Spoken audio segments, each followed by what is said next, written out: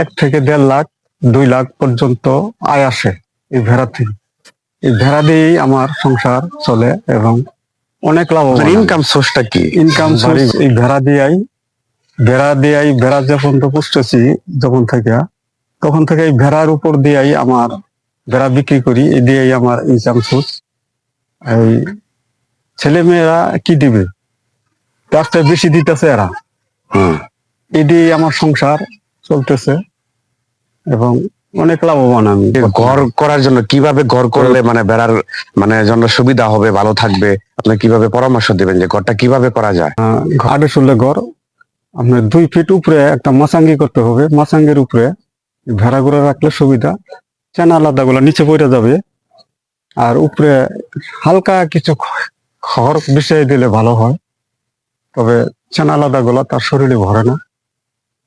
পালা খুব সুন্দর আর কি, পরিবেশও সুন্দর। আচ্ছা, এই বেড়ার যদি রোগ বালাই যদি হয় তখন আপনি কি করেন? রোগ বেলায় খুব কম। রোগ বেলায় হলে রোগ বেলার মধ্যে কীটনাশক ওষুধের মধ্যে কৃমির ওষুধ খাওয়াতে হয় কিছু, বছরে 2-1 বার। আর তারপরে যদি কিছু পেটের সমস্যা হয় তাহলে ওই যে উরসেলান অথবা সাপ্লানিন ট্যাবলেট আছে, এগুলা খাওয়াই দিলে চলে।